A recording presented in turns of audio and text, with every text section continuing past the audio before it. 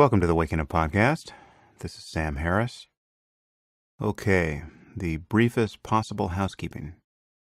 Just to say that my app is finally seen the light of day.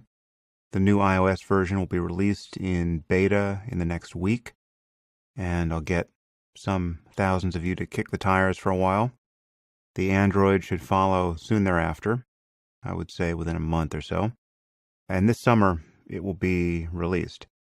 I'm very excited about this. I'm now gearing up to spend a lot of time producing content for it. If you're a supporter of the podcast, you will get the app for free.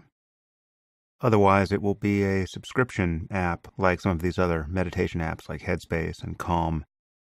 And when I launch it, it'll probably have a month or two of guided meditations on it, and then short talks that I'm calling lessons. Eventually, it will have probably a year's worth of guided meditations. But it won't just be a meditation app. It'll also have a podcast player, and I'll be bringing on whatever subscriber-only functionality I build into the website onto the app, insofar as that proves possible. As always, if you want to support the podcast, you can do that at samharris.org by subscribing. And if you want to be on the mailing list that is specific for the app, you can sign up at wakingup.com. Okay. I loved today's podcast. This is a conversation I was very happy to have. My guest today is Michael Pollan. Michael's the author of 7 previous books, which include Cooked, Food Rules, In Defense of Food, The Omnivore's Dilemma, and The Botany of Desire, all of which were New York Times bestsellers. And he's a longtime contributor to the New York Times Magazine. He also teaches writing at Harvard and the University of California, Berkeley. And in 2010, Time Magazine named him to its list of the 100 most influential people in the world. Today we're speaking about his new book, which is titled How to Change Your Mind: What the New Science of Psychedelics Teaches Us About Consciousness, Dying, Addiction, Depression, and Transcendence. And as I say in the outset of this conversation, many of us have been waiting for somebody to write this book. And it was really perfect that Michael was that person. Anyway, I could have spoken to Michael for many hours about this, but he was in the middle of a punishing book tour. So I got about an hour and 20 minutes or so of his time, and I hope you think we put it to good use. And now I bring you Michael Pollan. I'm here with Michael Pollan. Michael, thanks for coming on the podcast. Oh, great to be here, Sam. I am so grateful that you wrote this book. I think this must be a sentiment that has been expressed to you many times. This book you have written, How to Change Your Mind, which is your deep exploration into both the current science and clinical use of and your own personal experience with psychedelics. It really couldn't be more timely, and I just got the sense while waiting for the book in the aftermath of your New Yorker article, which came out a few years ago, and in reading it, that this was just perfect. You were just the person to do this, and you really delivered on a lot of promise that was laid out in your article. First, just thank you for doing this. Oh, thanks for those generous words. I do feel, I mean, the book's only been out for a few days, but I do feel like this was a conversation that the culture was waiting to have. And I'm just really surprised. First, how many people have come forward to tell me about their own experiences, which are often profound and maybe have not been taken out of that box labeled weird drug experience for 30, 40 years. But also the fact that it seems like we're ready to have a kind of more matter-of-fact discussion of these things and look at them as tools, what they're good for, what they're not good for, rather than, the usual kind of instantaneous reaction, invoking all the problems of the 60s. So I've been hopeful by, and encouraged by the response. Yeah, and you were especially well placed, in my view, to write this because, I mean, not only your background as a writer and journalist, but because the 60s had sort of passed you by. You were born right in this valley where you were sort of young enough to kind of miss the summer of love.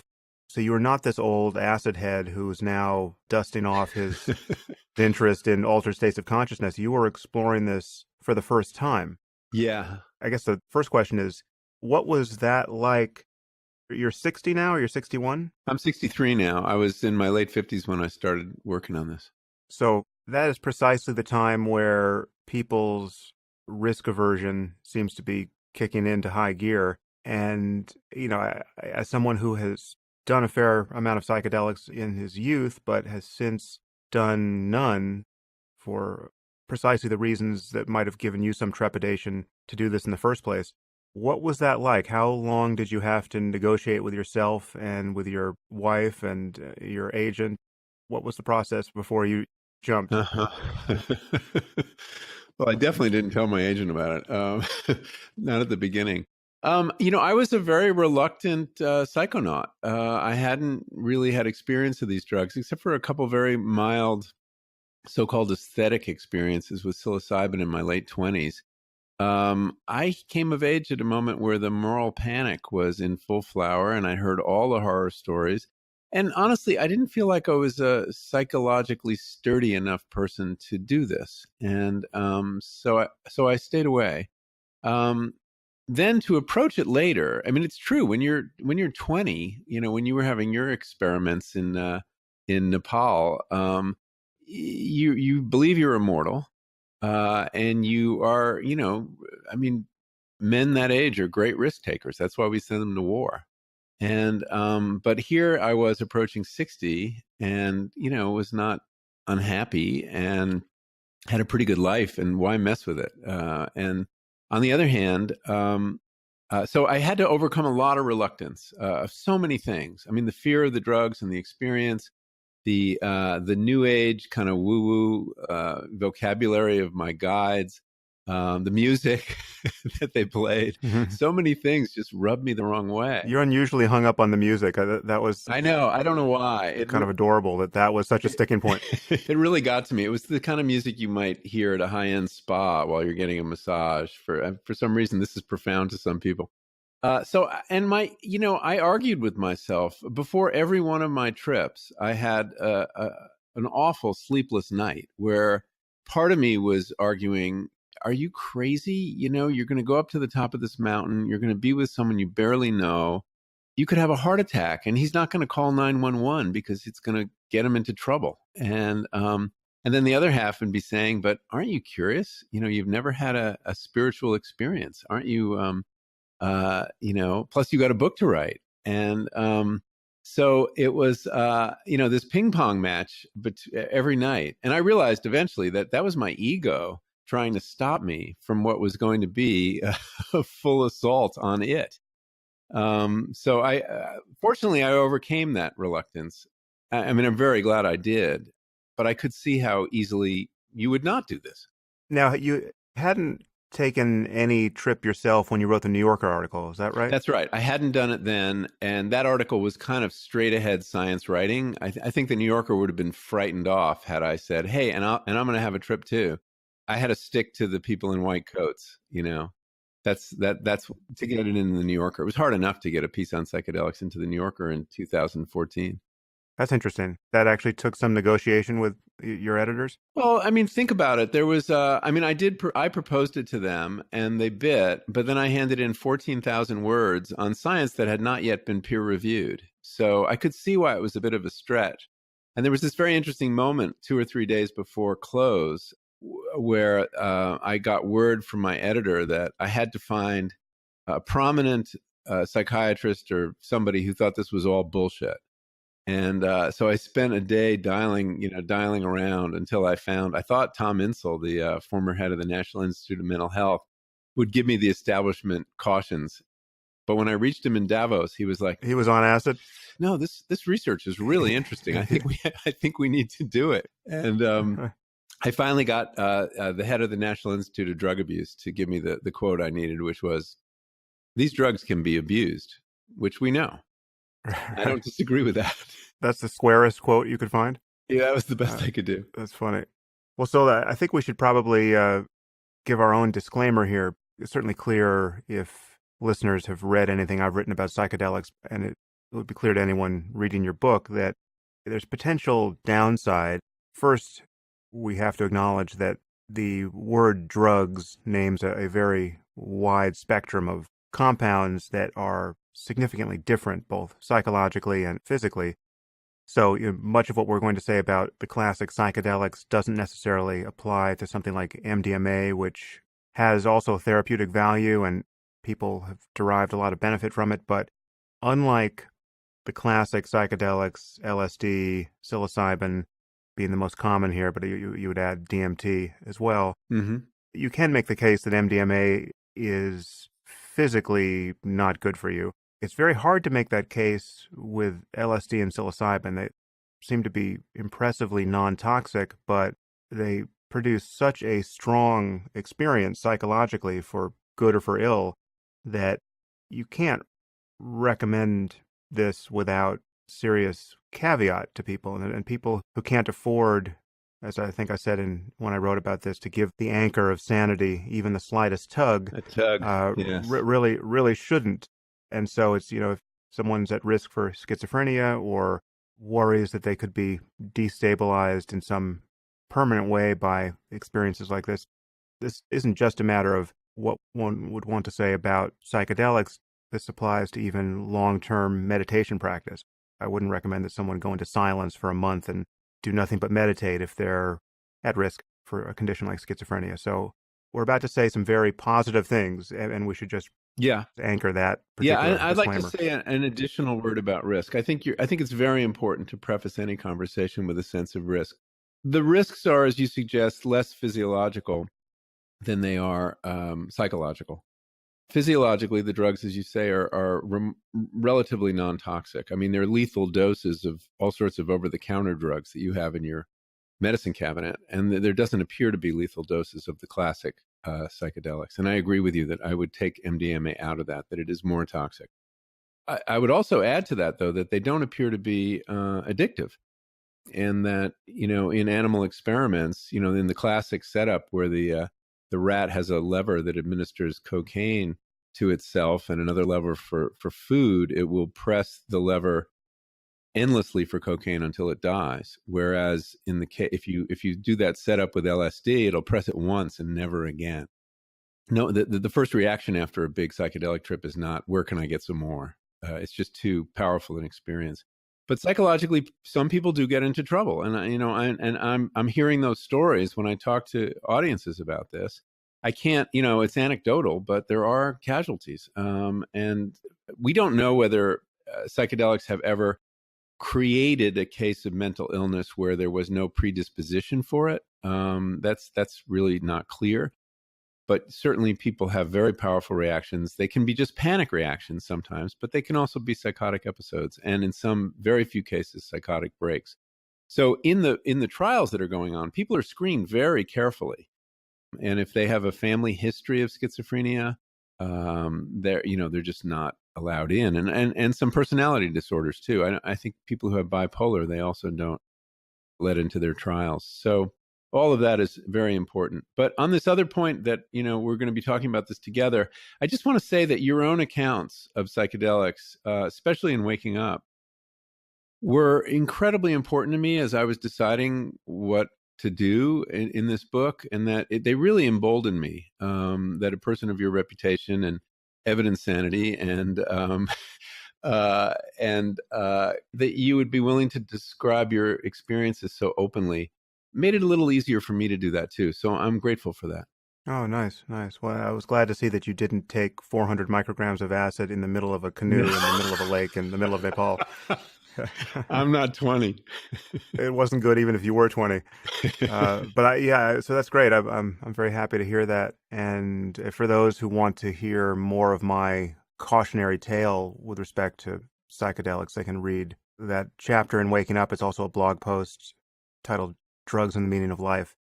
But the flip side, of course, is that both of us are convinced that these drugs have immense promise, both therapeutically for people who are in one or another state of obvious unwellness, but also, as you phrase it many times in the book, the betterment of well people. And that's Mm-hmm. the more controversial side of this, that people who are experiencing ordinary levels of happiness and well-being still stand a lot to gain from these sorts of experiences. I mean, that's certainly been my experience, and it's been yours. Again, we'll dive into that, but the disclaimer still stands, and people need to find whatever experts in their life to consult before they take any implicit advice coming from us here. And also, ideally, I mean, one way to mitigate the risk is to work with a guide, someone who is a professional, someone who really knows the territory. And we'll talk a little later about how a guided experience differs from a so-called recreational experience. But I think it's a profound difference, and it definitely mitigates the risk. I guess let's start with a snapshot of the landscape here. I guess I've distinguished two aspects to it here. There's the renewed clinical interest. Maybe you can describe how that looks now and the conditions for which people are, marshaling psilocybin and other drugs. And then we can talk about the notion of the betterment of well people as well. Sure. Well, what's happening right now, and has been happening now for really almost 2 decades, is a renaissance of research that was going on in the 1950s that I was not aware of. I think many people, I mean, even I talked to young psychiatrists, they never heard about this in their education, but that in the 50s, there was a really fertile period of experimentation by, serious psychiatrists and academics to try to figure out what LSD and then a little later psilocybin might have to contribute to mental health treatment. And the work that's been going on now since the late 90s is really attempt to pick up that thread that was dropped during the moral panic that led to the backlash against psychedelics in the 60s. And, we had this 30-year hiatus in research, which is, I don't know if I can think of another example of a promising line of inquiry that scientists were very excited about. I mean, many people thought this was going to be a psychiatric wonder drug that was completely suppressed for a period of time and then resumed. And we can only imagine what we might know had we continued and had that other 30 years of experience and research with these drugs. But anyway, the work that's going on now so far is mostly repeating experiments that were done in the 50s, but doing them to much better standards. The randomized, double-blind, controlled trial doesn't really come into common use until 1962 or 3, after the thalidomide scandal or tragedy. And that's when we had an experience with a drug that was being given to pregnant women that led to birth defects. It was a horrible episode. And it was only then that we started regulating the drug approval process the way we do it now. And so these trials that were done in the 50s by modern standards aren't adequate. They often weren't controlled. And it is hard to control a psychedelic experiment because you usually can tell who got the acid and who got the placebo. The double blind thing it becomes unblinded pretty quickly. And so the kinds of indications they're using the drugs for now are the anxiety and depression felt by cancer patients after they get that life, either that terminal or life-threatening diagnosis. That was done in the 60s also, in the 50s, and it is being done now with remarkable success. These studies that I wrote about in that New Yorker piece have been published since in December 2016, and they were done at Johns Hopkins and NYU. So top institutions, and they found that in 80% of the volunteers, there were statistically significant reductions in standard measures of anxiety and depression. Quite remarkable. Results you can't get with an antidepressant. So a very high effect size. Now, these are just phase 2 trials. We're talking about 80 volunteers, and they need to be replicated on a much wider scale, and that will happen fairly soon. So that's been one promising area of research, and perhaps the most advanced in terms of scale and rigor of the experiments. There's also been a pilot study of smoking cessation. Smoking is a very hard addiction to break. And in 15 people, 67% of them were abstinent after a year, which is quite remarkable. I think the standard of care for that, I think it's Chantix or something like that, is 20% after a year success rate. So that's pretty remarkable. But again, needs to be and is being repeated on a larger scale. There was one study for obsessive compulsive disorder that showed encouraging results. Another pilot study in New Mexico for alcohol addiction that was encouraging enough in its results to lead to a very large phase 2 trial that's underway right now at NYU. So it's addiction, depression, anxiety, obsession. I think there's great potential for eating disorders, and I know the people at Hopkins are looking at that.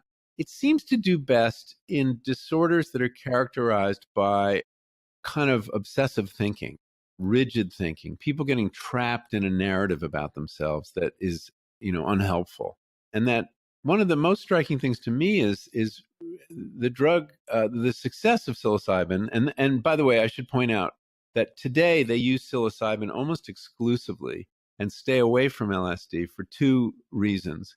Even though LSD was used a lot in the 50s and 60s, the effects are quite similar. The psilocybin trip is much shorter, though. It's only like 5 or 6 hours, as opposed to a potential 10 or 12 with LSD. And that's very hard to fit into the therapeutic workday. I mean, you can't get home for dinner. Yeah, they want to get home for dinner. And then there is also the fact that LSD carries so much more cultural baggage, and that you're much more likely to excite a reaction on the part of some, congressman standing up and saying, "Why are we doing research with LSD?" He can't get the same bang talking about psilocybin, which he might not be able to pronounce, and his audience doesn't know what it is. So psilocybin can operate under the cultural radar a little bit, at least so far. So the indications that it works best, you realize, have something important in common, which is that the ego or the self is kind of stuck in these stories, these narratives that are really unhelpful. Narratives like I can't get through the next hour without a cigarette, or narratives like I'm worthless, or narratives that I'm about to die and what's the meaning of life, and I'm confused. And so they kind of dope slap people out of their stories, and I think that's it's kind of a new model for psychotherapy, right? Because you're really administering an experience, not just a chemical. Yeah, well, so you remark on this at some point in your book that it may at first glance seem surprising that a single antidote is being proffered for all of these diverse conditions. But when you boil it down, and I guess my experience in meditation would tempt me to boil it down even further, all of these conditions, as you say, have this common feature of the mind being imprisoned by certain patterns of thinking. And, I would say that basically all of mental suffering has this feature, that it's really significantly or entirely mediated by thinking and one's relationship to one's thoughts. And so you're left with a few options. You can either change your thoughts or change the world so as to be convinced by it that a change in your thinking is warranted. You can change your relationships, you can change your career, you can change your health, you can rearrange the deck chairs on the Titanic, or you can change your relationship to your thoughts. And there's something about a psychedelic experience that I would argue does both.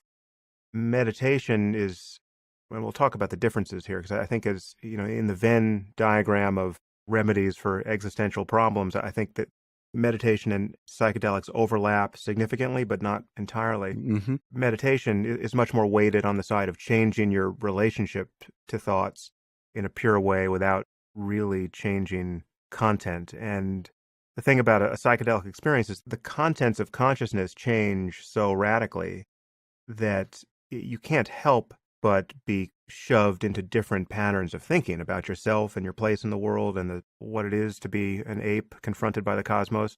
It's not actually a surprise that these experiences change people's suffering with respect to many different conditions, and probably many conditions that are not on anyone's list yet. I want to come back to a few things you mentioned here, because in your book, there are these fascinating anecdotes. Well, first, you mentioned the application to treatment-resistant depression. I was astonished to hear from you that idea actually came from the FDA. That was thrust upon researchers who were looking for a more narrow application, and the FDA opened the door to that. Yeah, that was fascinating. So when the researchers from Hopkins at NYU brought the results of these phase 2 trials to their meeting at the FDA, they were hoping to get approval to do a phase 3 study of the same thing, depression and anxiety in cancer patients. But it was the regulators at the FDA, and this reporting is based on what the researchers told me. The FDA wouldn't say a word about it because they don't disclose anything about drug approval processes. But that they said, there's a strong signal here that this is effective with depression. And we have a tremendous problem with depression and very few tools to treat it. The SSRIs, antidepressants like Prozac and Paxil, there are a lot of problems with them. There was recently a meta-analysis that showed they only do slightly better than placebo, and that their effects fade over time, and that they're very hard to get off, and people really hate the side effects very often. So the FDA was very open to studying depression in a larger population. In America, it's not, just to correct you, it's not going to be treatment-resistant depression. It's going to be major depression. In Europe is where they're going to do treatment-resistant depression. These are depressions that have failed to respond to 2 courses of treatment. And so that was, as one researcher described it to me, he said it was a surreal moment. And one of the reasons they had wanted to work with cancer patients is they thought it was a particularly sympathetic population that we had very little for, because antidepressants really don't help very much if you're, facing your mortality, if you have what they call psychospiritual distress. So that was another indication, I think, that there is a receptivity to this work right now that really flows from the desperate straits of the population and the limitations of mental health care right now. And, Tom Insel, the former head of the National Institute of Mental Health, he was really the one who sensitized me to this. And he points out that if you compare mental health treatment, which, by the way, only reaches half the population of people who need access to it right now, if you compare it to any other branch of medicine, to oncology or cardiology or infectious disease, it's achieved very little. And there is a tremendous amount of sufferings out there. The rates of depression are climbing, suicide is going up alarmingly, and addiction rates of addiction are raising, and addictive behavior is, rampant. So, and big pharma, the pharmaceutical industry, apparently has very few what are called CNS drugs, central nervous system drugs, in the pipeline. So I think even the FDA is a little desperate when it comes to looking for innovation in mental health treatment. And there really hasn't been much innovation since the early 90s. So I think psychedelics come along now at a very propitious moment. Yeah, well, I want to spend a couple of minutes on the end-of-life care and the cancer patient stories you tell, because there's one in the book that is fairly arresting and inspiring. And also, I just had recent experience with this. Someone close to me in my family recently died of pancreatic cancer. And I was, for the first time in many, many years in the situation of being, close to someone who was dying and just being taken through every stage of the medicalization process of death, where treatment is no longer treatment and you go into a hospice situation. And, I was struck at every stage along the way that the promise of bringing equanimity to the person who's dying, it's really not just about the person who's dying. The state of mind of the person who's dying affects everyone around him or her. And to some degree, this is just luck of the draw. I mean, it's just, you're lucky not to have dementia. You're lucky not to be in excruciating pain. And, there are treatments for both of those things are, in the first case, basically non-existent. In the second, imperfect. But, as it happened, my family member got very lucky, and he died in a state of just virtually unbroken gratitude and love. And it was just, he won the death lottery, essentially. And the effect... Why? What happened? He was not someone who was at all overcome by regret he was just feeling gratitude and love for seemingly every conscious moment that was left to him. And the experience of being with him and mourning the loss of him was totally different than if he had been in some radically different state of, being terrorized by the contents of his own mind, Sure. Which is the way many people die. And you tell a story in your book of a cancer patient who, on the basis of, I think it was one psilocybin experience, was set on course to have an extraordinarily beautiful process of dying, which affected everyone around him. Yeah, you're talking about Patrick Metis, who is was a journalist in New York, worked for MSNBC, was about my age at the time, in his 50s, and he had bile duct cancer that had spread to his lungs. He was really paralyzed by anxiety and depression, and he read about the trial at NYU in the same article I first heard about it, actually, in the New York Times, and he immediately called them and applied to get in. It's interesting, his wife, Lisa, was against it and thought that this represented a surrender to death and that he'd given up fighting.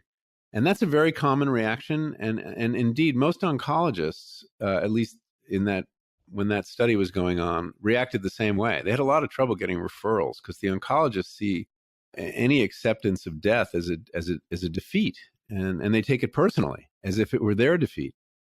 So, but he went ahead anyway, and he had a profound experience that involved a rebirth. He suddenly started shuddering and lifted his legs and held on for dear life with one of his guides, and where he said to them, life, dying and being born is a lot of work. And he was being born, or he was giving birth, and he was giving birth to himself. He felt after it had happened.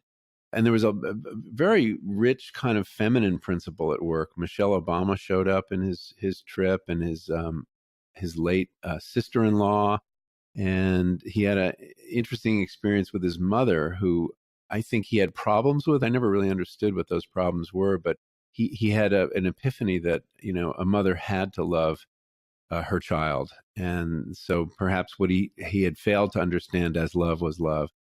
And then he had this interesting experience, and I'm cutting out lots of things. Derek Jeter showed up. Right. He Yeah. had this whole riff on aesthetics and why we need to simplify everything we do, that we put too many notes in the songs, too many elements in the TV program, and that we needed to focus on love, and that love was the most important principle. And I'll get back to that because the problem of platitudes on the psychedelic experience is interesting, if it is a problem. But and then he had this experience of kind of climbing up to this precipice that was made of stainless steel, and it was kind of sharp, and looking out over it and seeing this plane of consciousness that was infused with love. And he saw that as a form of consciousness outside of himself that would survive him. And he could go there now, he realized. He could go over to that side, but chose not to, that he didn't want to leave his wife yet, and that he still had some time that he wanted to spend in this world. When the trip ended, he was sweaty, exhausted. His wife said he looked like he'd run a marathon. And he wrote a beautiful account of it that his wife and his doctor allowed me to quote at length. And it's extraordinary. And he spent the next 17 months in a very different frame of mind. He, at one session, I had the therapeutic notes with his palliative care psychologist. He spent his days walking around Brooklyn, finding interesting places to have lunch, savoring every moment, like the family member you were describing. And in one session with his shrink, he said he'd never been so happy in his life as in those last months because of the gratitude he had for the time he had left. And his focus turned from the quality of his time to the quantity. And in fact, he did stop chemo eventually, not because he wanted to die, he said, but because he didn't want to live that way while he was still alive. Toward the end, his lungs began to fail, and he went into the hospital at Mount Sinai. And Lisa, his wife, and Tony Bosis, his therapist, said that his room in the palliative care unit at Mount Sinai became this gravitational field in the hospital. Everybody on the floor wanted to spend time in that room because he was putting out so much love.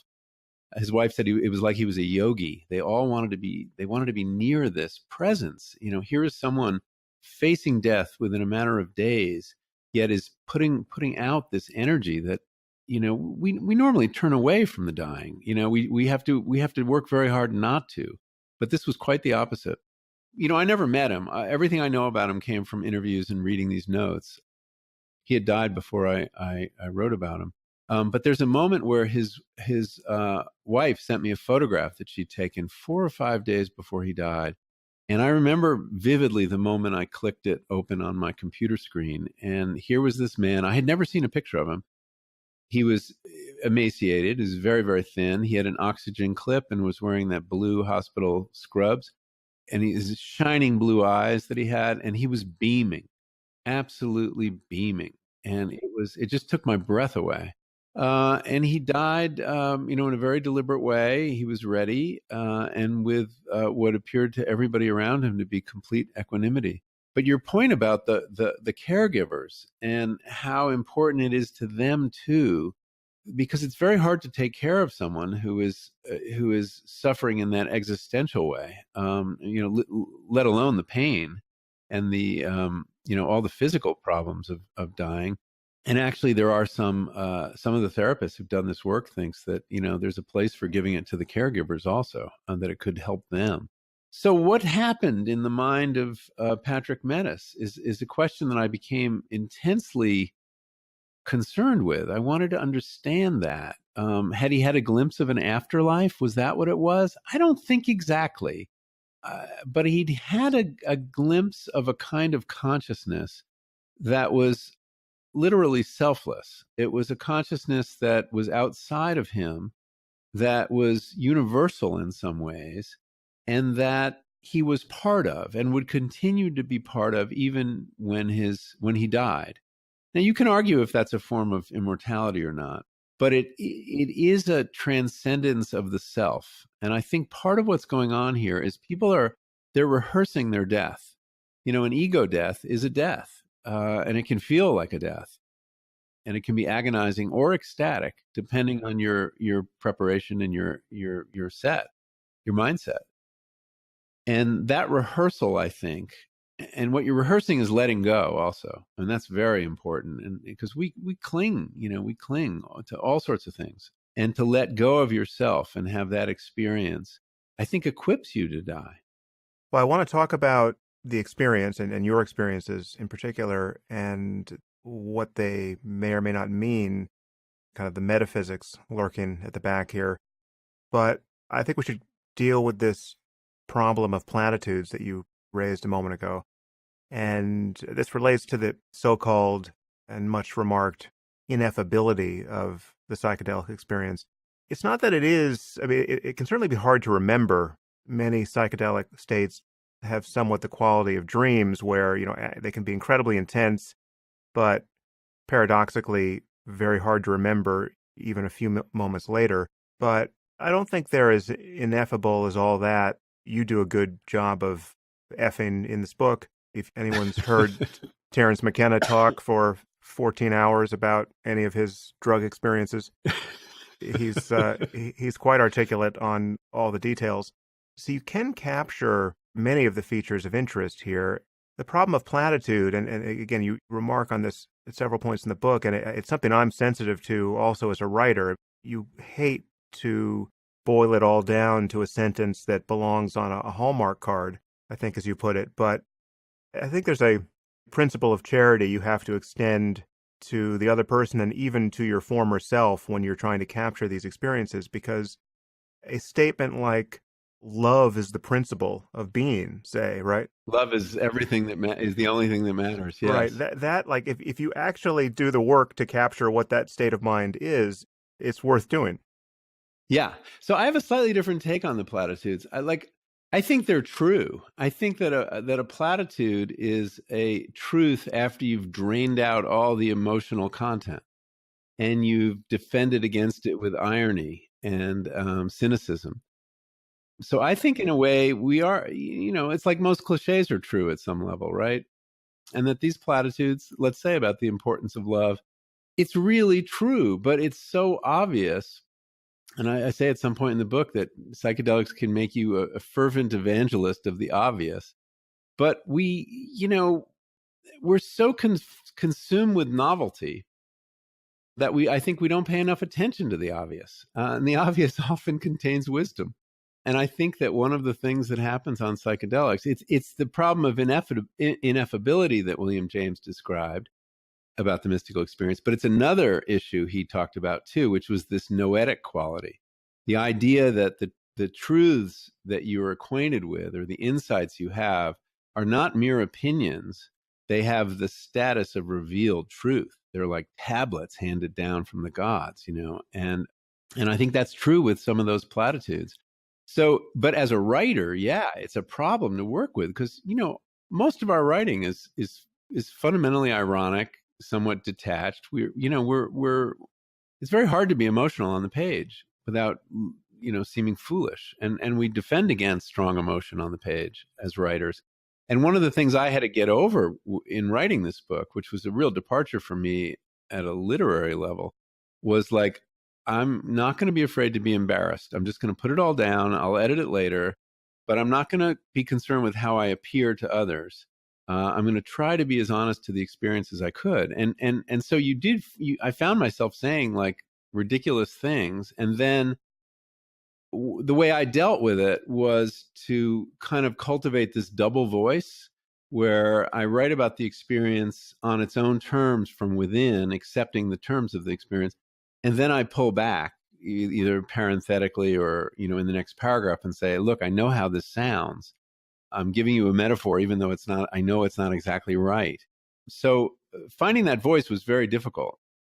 But once I found it, I thought it was, I don't know if you had this experience, but I thought it was really fun to write about these trips. And I actually thought the recall was better than dreams. With dreams, you have that sense of an undertow, taking your dream and like yanking it back into your subconscious as soon as you wake up. Here, some of the episodes, some of the images were so concrete. They were really sturdy psychological facts that I could describe, and images I can conjure now in incredible detail. And I've also found in a lot of the people that have been essentially confessing their psychedelic stories to me since I've been out talking about this book, I'm amazed that what they remember from 30 or 40 years ago. These are for some people, they're profound transformative experiences that the culture hasn't allowed them to take seriously. And now they sense an opening, and a receptivity. And I think that's going to be really interesting as this conversation progresses. I think we're going to learn that, many people's lives were changed by these experiences and various breakthroughs culturally, technologically, artistically may owe to these experiences. I mean, I collected a handful of those stories, but I know there are a lot more out there because it's, there's a cultural penalty for saying, yeah, I got that breakthrough after I had an LSD trip. But many people did. I recently read an interview with the physicist Carlo Rovelli. He wrote that book, 7 Brief Lessons on Physics. Yeah. And he, in this interview, he said, well, I actually got interested in physics when I was 15 after an LSD trip. And this brings us into the metaphysical questions, I guess. But he said that I had an experience of time that was so different than my normal experience of time, a present opening up and no past, present, and future. That when it was over, I said, well, why am I so sure that everyday normal consciousness's take on time is accurate? How do I know that LSD take on time isn't accurate? And he said that it made him open to the truly trippy ideas of modern physics. That space-time is curved and that particles can't be said to exist until they're observed. All these ideas, string theory. Suddenly, he said, "Well, there may be a world that's not this that." The world that presents itself to our senses as the real world may not be the only one or may not be an accurate representation.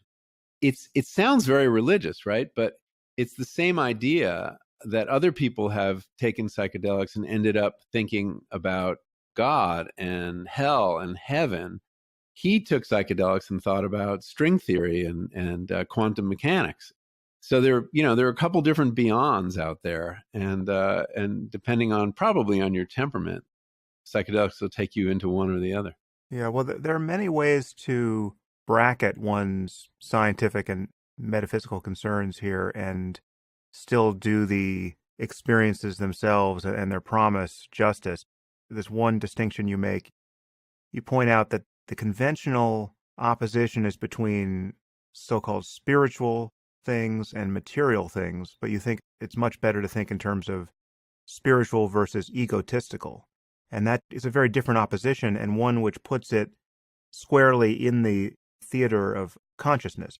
Whatever the relationship between these experiences and the brain, whatever the relationship between consciousness itself and the physical world, one thing these experiences attest to without any doubt is that consciousness is susceptible to certain kinds of changes in the presence of these compounds, and that the mind is capable of having these experiences, and the brain is capable of mediating these experiences. And there's nothing that LSD or psilocybin is getting your brain to do that your brain can't do. I mean, the brain is the instrument that's being played. So it's, as a matter of experience, the phenomenology is undeniable. Yeah, and you know what? You can get your brain to do the same thing through other methods, as you've written Yeah. about. Meditation is one, sensory deprivation is one, chanting, prayer. I mean, it's very interesting. I think you're right. I mean, these experiences are not in the molecule.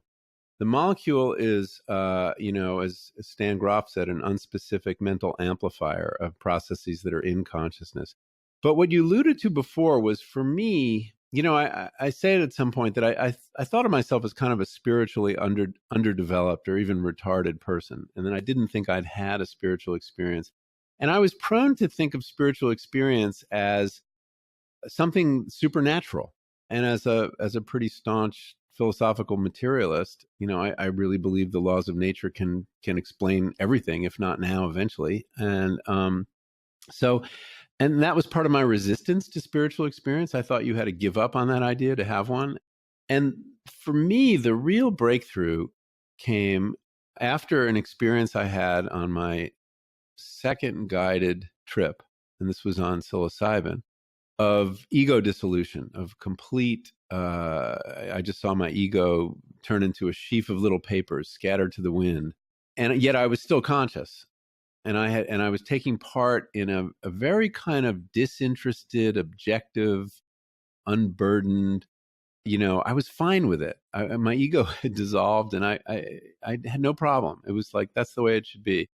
And that consciousness, and I don't know what it was. I mean, I don't doubt. It felt like it was outside of me, but I don't doubt that it was something that I produced, or my mind produced. Although many people, as you know, draw a different conclusion from their psychedelic experiences, that consciousness is transpersonal. But it did teach me something powerful, which was that I don't have to identify with my ego all the time, and that my ego is a character, is an element, is a projection in my head, and I don't always have to listen to it either, and that I got a kind of distance on it because I beheld it from this new perspective. And I know the eyes sound confusing here because there are two of them, and we don't really have. I mean, this is where you get into ineffability. We don't have a first person pronoun that can split quite like that, and that was liberating to me. I mean, for one thing, that experience gave me a little sample of what Patrick Metis had experienced. This sense of a consciousness that was not perturbed by the dissolution or the death of the self, and that seemed so much more durable than that, so much more universal than that. So that was really interesting, and in that sense, I achieved what I needed to understand Patrick Metis and the other volunteers I was talking to. But the other thing was a psychological benefit, which was simply that, I could stand back on the scene of my own self and look at it in this critical way, in this objective way, and that I didn't have to listen to my ego all the time. Now, I could have gotten that with, 10 or 20 years of psychotherapy, probably. I mean, that's one of the things you work on in psychotherapy is kind of gaining new perspective on your ego and other parts of yourself.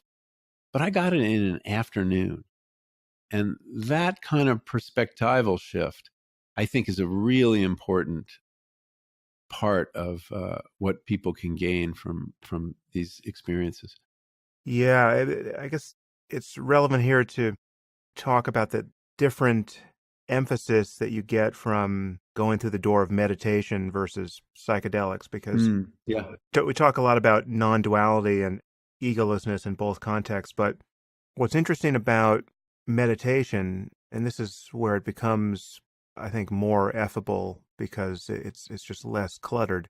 The notion of the illusoriness of the self, the illusoriness of the ego, and the fact that you can have consciousness without it is not tied to any specific changes in the contents of consciousness. There's consciousness and its contents. There's the fact that there's something that it's like to be you, and you're aware of sights and sounds and sensations and moods and thoughts. And then there's what is in fact arising in that context. And as you know, taking LSD or psilocybin changes the contents radically. And for much of the time, or even all of the time, you can still feel like a self in the midst of those pyrotechnics. The theater of your experience has expanded vastly, or it's become more chaotic or more colorful, or it's changed, but you can still feel that you are the center in the midst of all of those changes. And conversely, in meditation or just in ordinary life, you can lose the sense of that there's a center, and yet the quality of experience, the contents of consciousness, may not have changed at all. And you can have what is described in the Tibetan tradition of Buddhism, ordinary mind, which is just, you can have an experience of non-duality that doesn't require any change, at least in that moment, in what is experienced. It can seem quite ordinary, and yet there's no self. There's no thinker of thoughts. There's no one in the middle. And the utility of the psychedelic experience isn't totally dependent on an insight into non-duality. I think there's definitely something to be gained, even if the self is along for the ride the whole time, or seems to be. But if your only departure from ordinary egocentricity comes by being strapped to the rocket of a psychedelic, then it's very easy to get the impression that vast changes in the contents of consciousness are required to have a, quote, spiritual experience.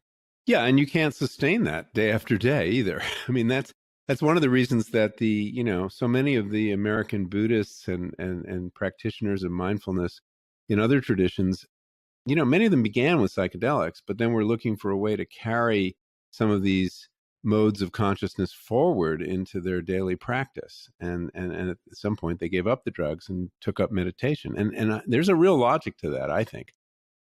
But I think in both cases, you're right about the differences in terms of the contents of consciousness. But the key similarity is this distancing effect, I think, this lack of ego investment in whatever the contents of consciousness are. And this sense that to the extent also you're entering the present moment, the idea of a self that's continuous over time starts seeming less less sturdy and less sure. And so both represent, I think, a kind of putting aside of the ego. But yeah, there are lots of other differences. It's worth pointing out, though, that when they have imaged using fMRI the brains of people on psilocybin and people with extensive meditation experience who've meditated inside the fMRI machine, their scans are very similar. And one important network, the default mode network, which is very involved in operations having to do with creating this sense of self over time, are quieted, go almost offline.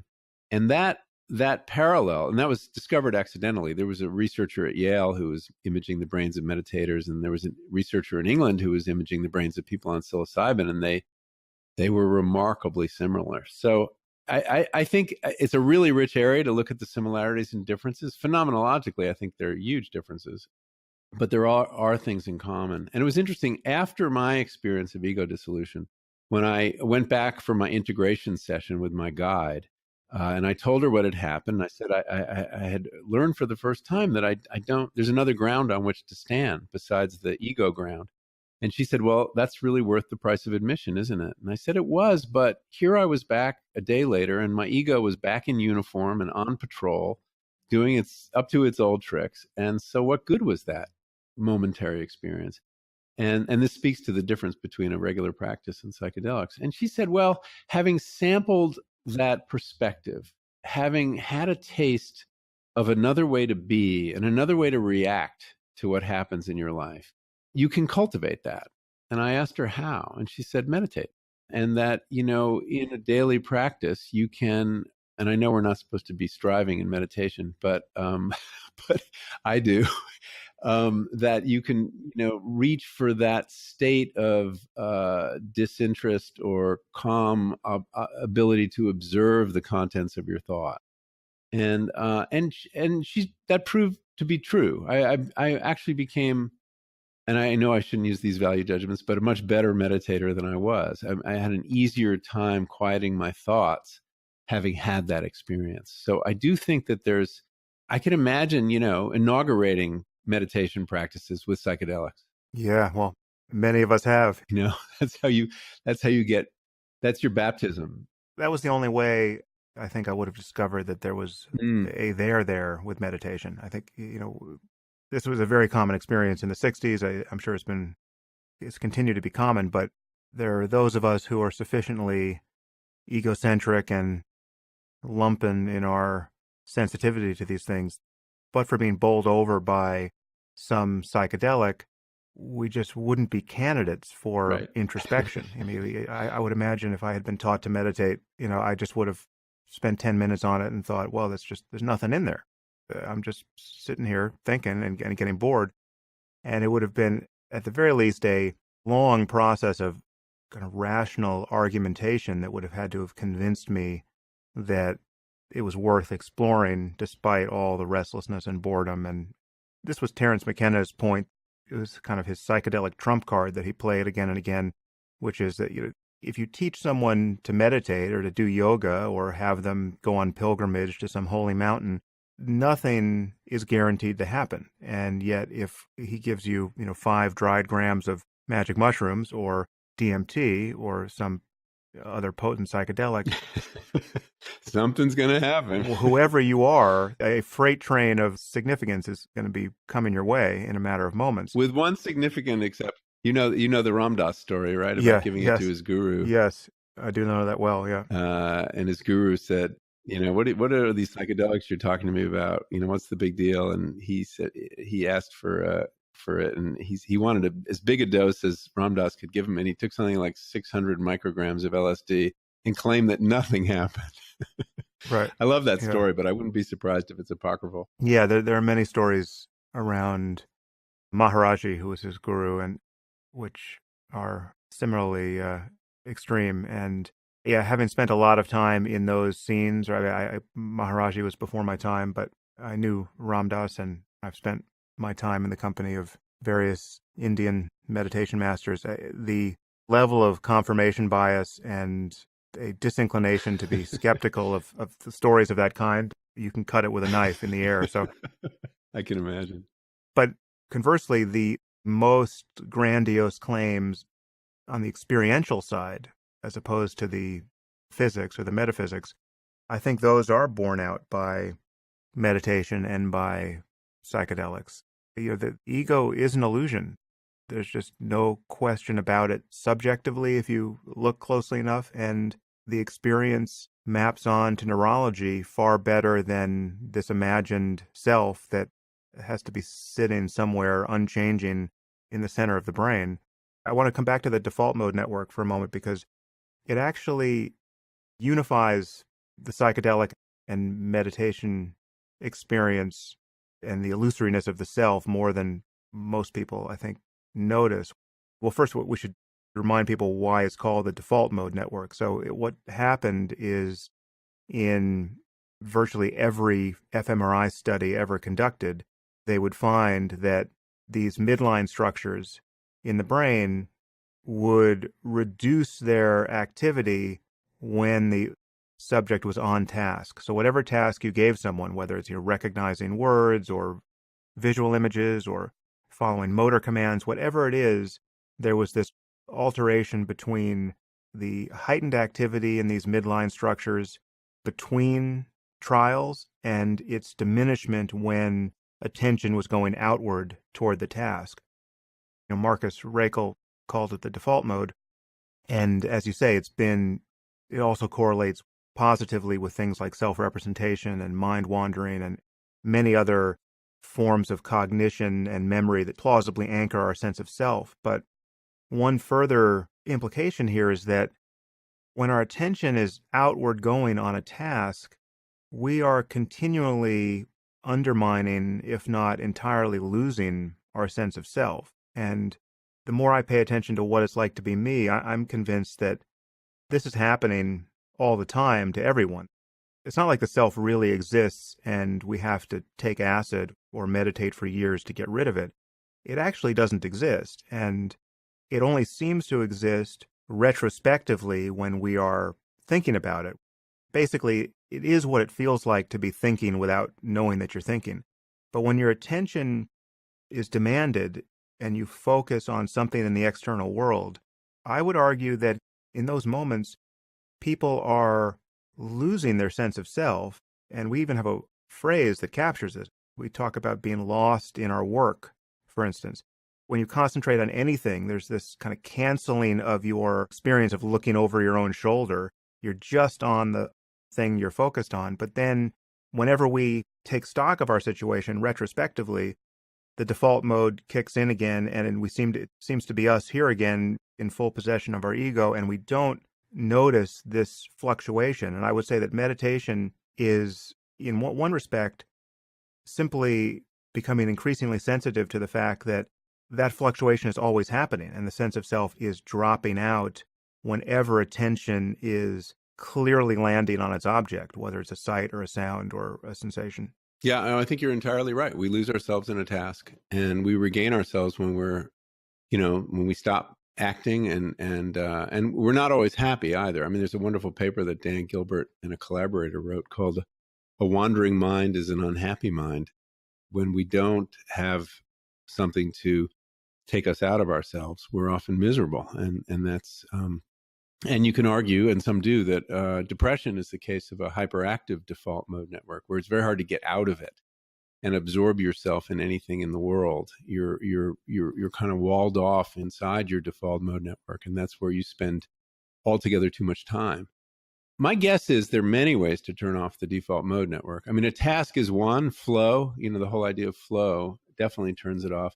But my guess is that you can do it with breathing exercises, you could do it with sensory deprivation, and that if we start imaging the brains of people in these other activities, also chanting and prayer and listening to music of certain kinds, we will find that there are many technologies to tune it down, to downregulate it, that could really be helpful to people. Drugs are just kind of psychedelics are kind of a shortcut. As you say, they make something happen with a high degree of reliability. But these other methods are probably doing the same thing. Yeah, wait, so let's talk about what was on the menu of your journey of discovery here. You took LSD, psilocybin, 5-MeO, DMT, and ayahuasca. Yeah, so there were the four different substances. The most for me, my terrible trip, which unlike yours only lasted 20 minutes, was on 5-MeO DMT.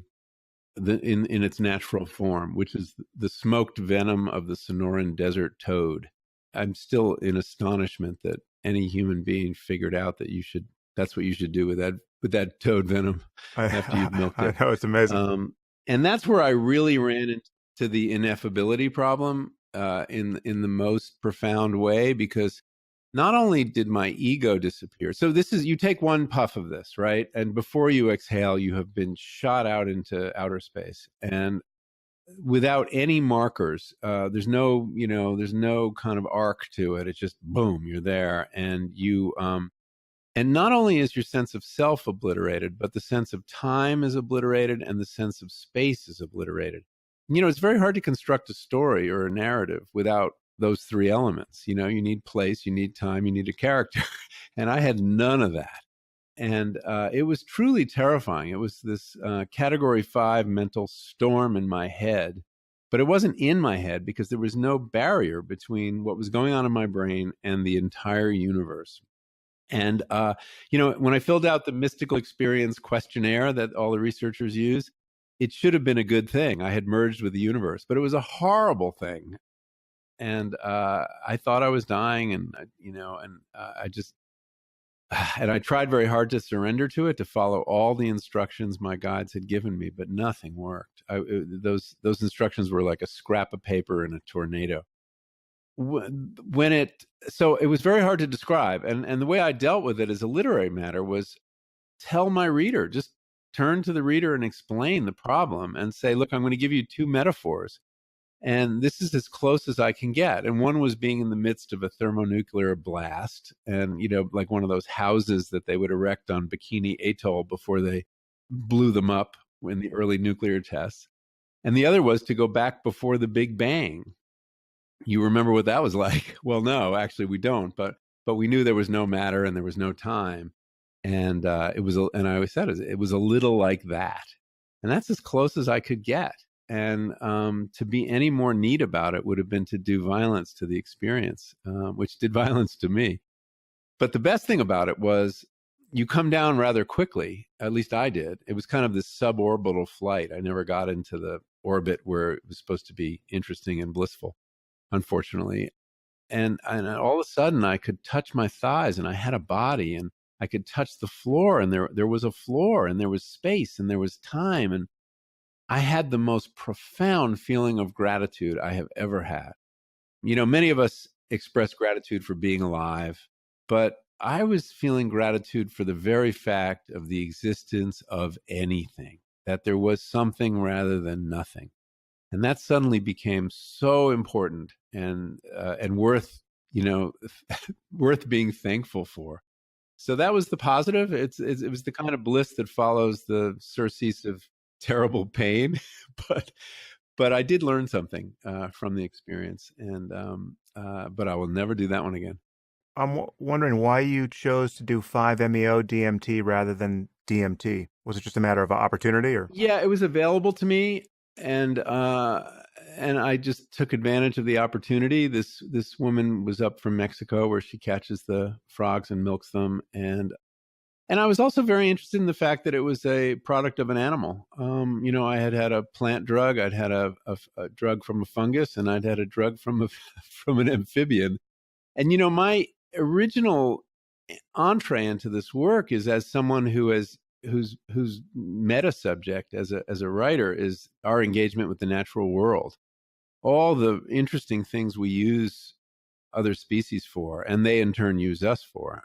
And I've always been interested in, why is it that our species, and this is true of almost every culture on Earth, uses some plant drug to change consciousness? Why is that an abiding and apparently universal human desire? It seems kind of maladaptive, except for, helping us with pain. And so that's kind of the baseline question that got me into this. And not that I have any firm answers, but I do think that these radical changes in consciousness do have the potential to contribute variation to cultural evolution. I don't believe they've affected natural evolution the way Terence McKenna does. I don't know how you get to the genome with his theory of the stoned ape, but without doubt, they lead to new memes. They lead to new ways of thinking about things that then enter the cultural stream of evolution, and they may be a way that our species deals with crisis. There's a lot we don't know about them. Obviously, there's this whole discussion, which is a little sketchy. I mean, you may know more about it than I do, about the fact that the brain may produce its own psychedelic compound, DMT, and that it's been found in the pineal gland of some animals. I don't know that it's ever been found in humans, and that may, under crisis situations or near-death experience, be released, or perhaps during dreaming. I don't know. And the evidence seems a little sketchy. Yeah, I know. Is that something you've looked at? I actually haven't looked at it. I know some of the DMT research. I read Rick Strassman's book when it came out, so I know a bit about what's thought of DMT. But as you say, it's an endogenous neurotransmitter, and the fact that it is already in our heads is some indication, perhaps, of why DMT trips are so short, because the brain metabolizes it so readily. I mean, the amazing thing about DMT, apparently, I've never actually taken DMT, so this is third-hand but well-attested information, that it's the most intense, often billed as the most intense psychedelic experience, but also the shortest. The full tour is like 15 minutes, and I think 5-MeO has a similar pharmacology. I don't know if it's been found in people. I mean, you got to think it's conserved from rodents to people if it's found in rodents, but I don't know who's been thinking about it of late. But yeah, I know this meme that it could account for some of our altered states of consciousness.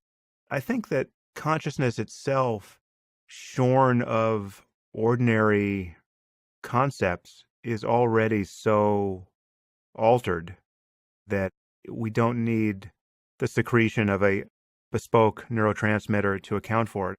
And this actually connects with some of the, I guess, our concern about the platitudinous nature of some of this. I mean, if you look at anything, your hand or a bottle on your desk or your keyboard, whatever's in view now, a tree, and you ask yourself, what is it?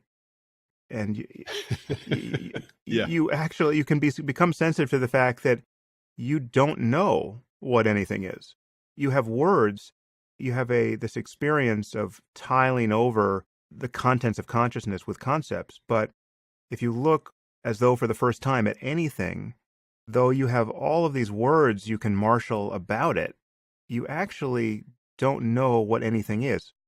Anything you can notice in consciousness advertises the mystery of being as well as anything else does. I mean, it's like it's all equivalent. Your hand is as mysterious as a unicorn if it would suddenly appear in a meadow in front of you. I mean, there is nothing, there is a kind of irreducible mysteriousness to everything. And on some level, this accounts for what is so paradoxical about our efforts to make sense of and kind of dignify the psychedelic experience with all the meaning that seems to come flooding in when we're having it, because this is something that is kind of a deflationary account of one of my own experiences that I've told somewhere. But I remember it was one of my last acid trips I took in the living room of a friend's house, and had spent much of it looking at various photos. She had, photos of, great saints and sages, on a desktop, like people like Ramana Maharshi and Anandamayi Ma. And, if you've ever gazed into the eyes of a saintly person on acid, you know that there are intense experiences awaiting you there. But at one point, I'm looking into the eyes of some person and having the beatific vision.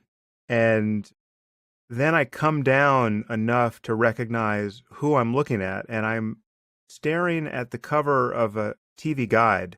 And the fact that there was a physical TV guide in the room should suggest to you how long ago this trip was taken. Yeah. And I'm looking into the eyes of a particularly maniacal Dick Van Dyke. And like what that had been, I don't know how long I'd been staring at Dick Van Dyke, but presumably it was a good long while because it felt like several ages of the earth. So in retrospect, you can go one of two ways with that. You can say, well, that completely trivializes the experience. You were, a drug-addled moron who thought Dick Van Dyke was God, or anything can become sufficiently worthy of your attention in certain states of consciousness, that you can have the beatific vision in anything. It's a quality of the attention. It's not a quality of the object. But I think that's exactly right. I mean, the third possibility, of course, is that Dick Van Dyke was God. Yes, you have to, add that to the list.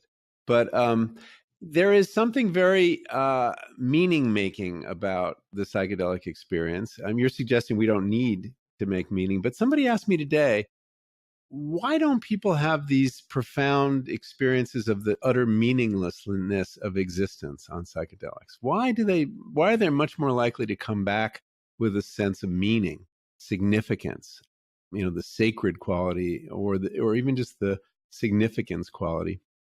And that's a curious thing. There've been some cool experiments that have looked at how LSD changes what you think of a given song. And we all have songs, usually ones we listen to a lot between like 17 and 22, that are particularly meaningful to us. There's some kind of window where meaning attaches to songs more than it does normally. And they found if they played a song that you had no attachment to at all while you were on LSD, you would create that attachment, and it would resonate with meaning in a way that it never had before, and it would continue to for a long time. And so there was this, speculation about this, that serotonin and these receptors are somehow involved in the attaching a meaning to things that might be meaningless. But I think the more likely possibility is what you're describing, and that there is our brains are tuned for novelty, right? And the things that are familiar, we know, like our hand works, we know where it is, we can find it, we can make it do things. And so we're not tuned to pay attention to it. And one of the things certain drugs do, and we know this is true of cannabis, I don't know that it's been tested on psychedelics, is that they change the balance between the novelty registering parts of our brain and the obvious or the given, the non-novel parts of our brain. And suddenly the ordinary gets a lot more attention on marijuana. And we all know that experience on marijuana of this, this cookie is just so profoundly amazing. This cookie you've had 100 times in your life or 1,000 times in your life suddenly is the platonic cookie. And it's a curious thing. But I do think the takeaway is, yes, that attention properly applied to anything will reveal marvels. And that one of the things that these drugs do for us is restore a sense of wonder that gets attenuated.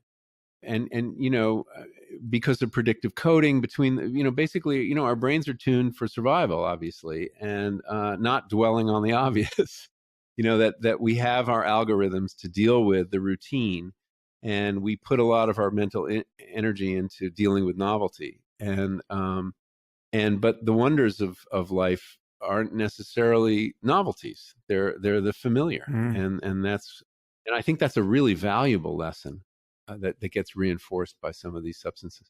Yeah, well, Michael, though time may be an illusion, I realize ours is running short. You're in the middle of a punishing book tour, and you've been very generous with your time. So just in the last minute here, first I just want to flag for our listeners that there is much more in your book that we haven't talked about. One thing you do in your book is give a history of the discovery and use and prohibition of psychedelics, which is fascinating. And it actually surprised me. There were things I thought I knew about the role that Tim Leary played, and decisively, both at the beginning and the end, that I was wrong about.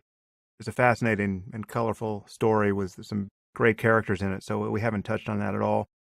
Before I let you go, I want to ask you how you think about the best case scenario here. I mean, how would you want to see psychedelics integrated into our culture? That's a great question. And I'm not sure I have the answer worked out.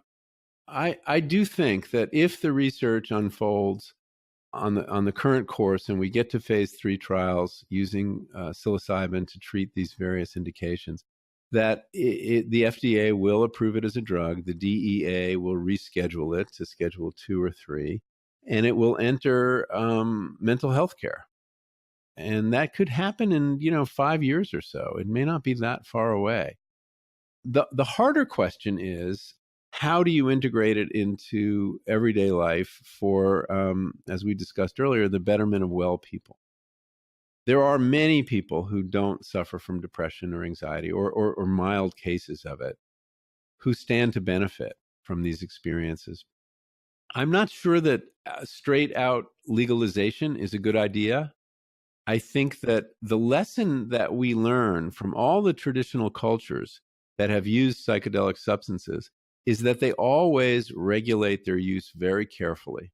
There is usually a ceremony. There are elders involved. There is it's only done on special occasions. It's not done casually. Even the Greeks with the mysteries, the Eleusinian mysteries, everybody took the kykeon, which was their name for what was apparently a psychedelic substance, only once a year. And if you used it outside of that context, you would be punished. It was illegal.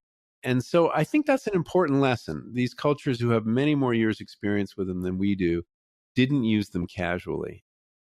But you can imagine, I mean, look, lots of people receive benefit from, going to psychotherapists who don't have mental illness per se, right? I mean, they're unhappy, they have problems, they're neurotic, and they get their drugs from their psychiatrist or therapy from their psychologist. And it seems to me those people too, perhaps, could be treated to a guided psychedelic session. And, there's the virtue of legalization of drugs is always that you can then regulate it. In other words, you can have your rules of who can, how old someone has to be, where it can be done, the quality of the drugs themselves. when you have prohibition, there's no regulation, ironically, and it's a free-for-all, and you have drugs that are cut with other drugs, and they get into hands of people perhaps too young to use them. So it's a real issue. The shamanistic paradigm is not our paradigm. That's not going to feel comfortable to us. Although there are certainly elements of shamanism in modern medicine, the white coat phenomenon. But I think that's a really interesting cultural project that awaits us. How do we come up with the ceremonies, the rituals, the protocols to make use of these powerful medicines in a way that's appropriate to us now? And I don't have the answer to that, but I think it's a really interesting challenge. Medicalizing it will happen. They'll figure out how to do that. But this other area is going to take some ingenuity. I'm open to lots of ideas, but I think it's really important we find that cultural container. I think it will make all the difference. It will mitigate the risks and offer the benefits to as many people as possible. I couldn't agree more. And with that, Michael, I just want to wish you well on the rest of your book tour and flog this book with a clear conscience because it's fantastic and the world needs to read it. Thank you, Sam. Well, it was a privilege talking to you about it, and I look forward to continuing the conversation in other venues. If you find the Waking Up podcast valuable, there are many ways you can support it. You can review it on iTunes or Stitcher or wherever you happen to listen to it. You can share it on social media with your friends. You can blog about it or discuss it on your own podcast. Or you can support it directly. And you can do this by subscribing through my website at samharris.org. And there you'll find subscriber-only content, which includes my Ask Me Anything episodes. You also get access to advance tickets to my live events, as well as streaming video of some of these events. And you also get to hear